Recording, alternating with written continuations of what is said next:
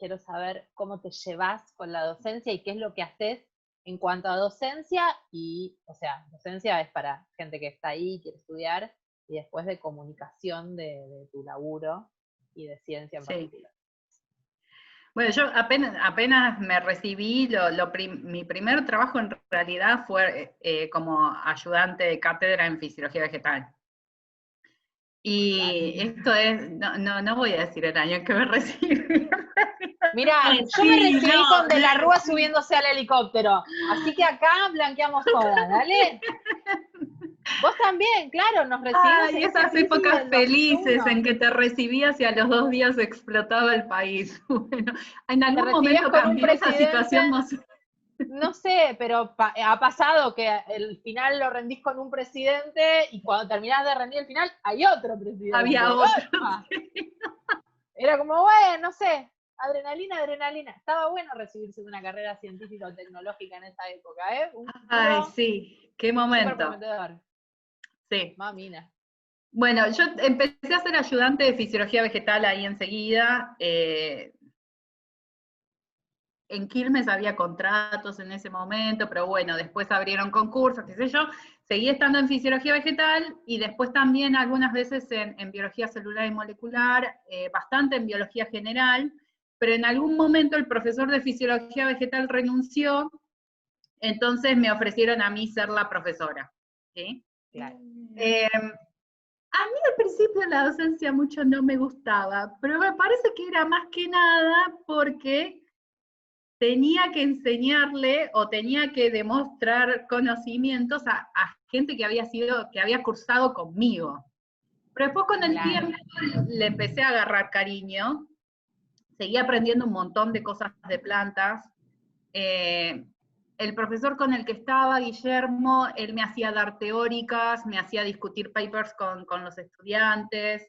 Entonces aprendí un montón de técnicas de docencia que por ahí en otras materias o con otros profesores no podías tener esas oportunidades. Entonces todo eso me sirvió para cuando terminé siendo yo profesora de fisiología vegetal. Cuando me fui a Estados Unidos, puse, digamos, el cargo on hold, que me lo guardaron ahí en Quilmes, por suerte, con una licencia de 4 años, que los amo Espera, por haber. vos hiciste todo el doctorado en el INTA, ¿no? No, No. Yo hice el doctorado en la Facultad de Agronomía de la UBA, de la Facultad de en el Agronomía, IFEBA. y Sí. terminaste y te fuiste a Estados Unidos a hacer un postdoc. No, hice un postdoc corto en el mismo lugar, en el mismo instituto. Tuve después como un break en el que me quedé sin financiación y agarré un trabajo en una empresa de estas que venden productos de laboratorio, pero en el medio conseguí un contrato para irme a Estados Unidos, a la Universidad de Duke, y ahí estuve 4 años y medio. Ahí no pude hacer docencia, pero lo que me di cuenta es que estaba en mucha desventaja respecto a la gente, a los americanos, a los yanquis, respecto a Ah, cómo comunicaban la ciencia, a mira, cómo se comunicaban con el público, a cómo vendían su trabajo. ¿Sí? A mí me costaba un montón articular las cosas de manera que sonara excitante, por decirlo de alguna manera. Entonces lo que hice en Estados Unidos fue empezar a tomar cursos de comunicación de la ciencia.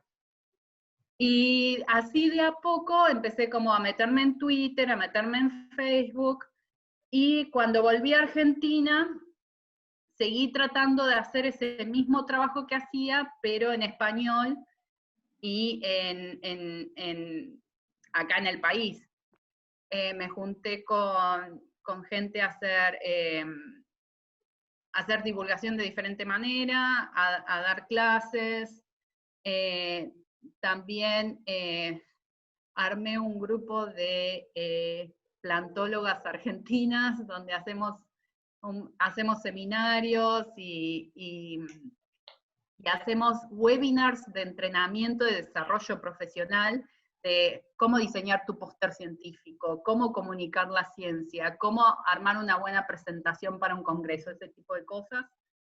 más que nada destinado a mujeres que trabajan en biología de plantas en la Argentina, pero a estos webinars, por ejemplo, de entrenamiento, que tenemos gente hasta de ciencias sociales que viene, tenemos hasta 200 personas por webinar. Pero Claro lo que que sí. creo que me dio más satisfacción en todo este tiempo, bueno, todas estas cosas me dieron satisfacción, obviamente, pero una de las que más me gustó en todo este tiempo es, hace 2 años, justo antes de irme a Japón, la gente de Planta Alta Productora me invitó a estar involucrada en este documental, vendría a ser como una serie corta que habla sobre plantas, que se llama Clorofilia, y estuve involucrada como contenidista, y también adelante de las cámaras, no sé cómo me convencieron, pero me convencieron, y la serie ha ganado premios nacionales e internacionales, y la verdad es una de las cosas que más satisfacción me dan. Si no la vieron, Clorofilia, mírenla, porque es genial, está en YouTube. Buscar el link. Y creo que fue como, digamos, el pico más alto de lo que vendría a ser mis esfuerzos de comunicación de la ciencia, de las plantas, y de contar lo maravillosas que son. Y contarle a alguien más que no sea mi familia, porque ya lo tengo re. Escuchá, Lupa, esto porque A ver. agarrate la cabeza porque se te va a volar. Hay un día de la fascinación de las plantas. Todo No. un día Internacional, sí, sí. Día El 18 de internacional. mayo. Agarrate el cráneo que se te vuela. Es el 18 de mayo. ¿Qué pasó ese día en la facultad? Contá. Organicé un evento donde involucré un montón de profesores, que si bien, a ver, en Quilmes no hay gente trabajando en biología de plantas, pero hay mucha gente trabajando en cosas que están relacionadas de alguna manera con plantas. Entonces los convencí a todos para que den charlas ese día, el día de la fascinación por las plantas, y organizar mesas interactivas para que la gente vaya y como es, y haga cosas. ¿Sí? Por ejemplo, teníamos un stand, una mesa interactiva de extracción de ADN de banana, que lo estaba coordinando Pato Sobrero, que salió re bien, y además involucramos a los estudiantes de Ingeniería en Alimentos y de Biotecnología, que terminaron siendo como los entrenamos y fueron divulgadores ese día. Enganché a Jorge, que trabaja en nanotecnología con Nadia, Jorge Montanari, que en realidad me decía, yo no trabajo con plantas. ¿Cómo no trabajas con plantas? Vos sacás los compuestos de las plantas. ¿No ves que las plantas son esenciales para tu trabajo? Es que, en serio, que hablamos con Gaby y en un minuto ella te dice dónde está la planta en tu vida en ese momento, ¿entendés? Que vos no lo habías calculado. Yo lo que quiero decir es que, por ejemplo, mismo en la Universidad Nacional de Quilmes, nunca se me hubiera ocurrido conectar a los de alimentos con la parte de fisiología o de tecnología vegetal, y vos decís, ¿me estás cargando? Eso es todo lo que ponen en las... No, si la mayor parte de nuestros alimentos vienen de plantas. Exacto, pero hasta que uno tiene las cosas a veces tan compartimentalizadas que no lo piensa. Sí, nosotros los biólogos, los plantólogos, tenemos un término para eso que lo llamamos ceguera a las plantas, o plant blindness, que es, a ver, el tema es que las plantas terminaron siendo en nuestra vida como algo secundario, algo que está ahí, como si fuera un mueble o el fondo del escenario en una película, ¿sí? Y lo que nos pasó también en la actualidad es que hay mucha desconexión respecto a, al menos en las grandes ciudades, ¿sí?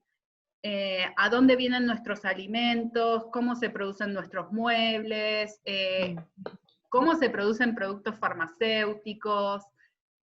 Como ya nos viene todo procesado y todo ya como bastante digerido, hay una teoría que dice, una hipótesis, no teoría, voy a usar bien la palabra, una hipótesis que dice que en realidad en la evolución nosotros dejamos de ver bastante a las plantas porque necesitábamos como sacarnos de encima ese fondo verde frente a animales que necesitábamos cazar, por ejemplo.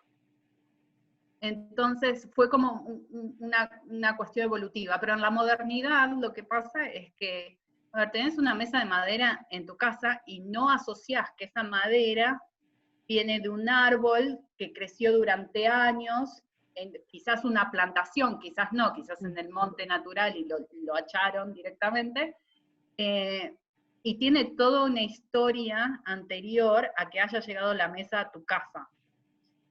A mí, la verdad es que me fascina pensar en todo ese proceso, en todo lo que pasó ese árbol para sobrevivir, porque muchas plantas sobreviven durante muchos años, pueden algunas crecer por cientos y cientos de años, y sobrevivir a los cambios del ambiente, etcétera, para llegar a ser la mesa en tu casa, otras no, ¿sí? Pero para que vos puedas apoyar el vaso, te puedas sentar a comer en esa mesa, todo lo que pasa antes, nos olvidamos. Mira, hay algo que yo la otra vez escuchaba a una chica que se llama Soledad Barruti, que pelea contra quieren poner megafactorías de chanchos y qué sé yo, y ella está muy en contra de eso. Y lo que decían desde Cancillería, o no me acuerdo desde dónde, que defendían, que querían poner esas granjas, decían que esas granjas se iban a poner donde no hay nada. Y la nada es donde hay un montón de vegetación, un montón de plantas, un montón de, bueno, gente viviendo desde ya, pero la nada es levantar un bosque. Entonces, la nada son una bocha de plantas súper necesarias. Es así, es como vos decís, lo tenés internalizado que es nada. O sea, no. Entonces yo tomé como bandera personal eso, hacer que la gente se dé cuenta de la dependencia que tenemos. No voy a caer en el necesitamos las plantas para respirar, ¿sí? Que claramente las necesitamos. Pero sí el date cuenta de esa lechuga que usas en la ensalada, de dónde viene, si comiste cereales, de dónde vienen esos cereales, si estás usando un escritorio en el que apoyás la computadora y es de madera, de dónde viene eso. Incluso los medicamentos que tomamos, muchos de los medicamentos que tomaron son compuestos secundarios de plantas. Entonces, el café, el mate, para mantenernos despiertos, son todos productos de plantas. El glorioso chocolate, el viejo y querido chocolate. El vino. El vino. El vino. Ya está. Y las plantas en realidad cambiaron la sociedad. Porque nosotros al principio, a ver, la humanidad éramos cazadores-recolectores. Y a alguien, esto me vuela la cabeza a mí, ¿a quién, iba a decir una mala palabra, ¿a quién se le ocurrió agarrar un pasto y empezar a crecerlo en monocultivo para producir semillas de trigo y después producir harina? ¿Sí? Es un proceso de domesticación que llevó más de 10.000 años.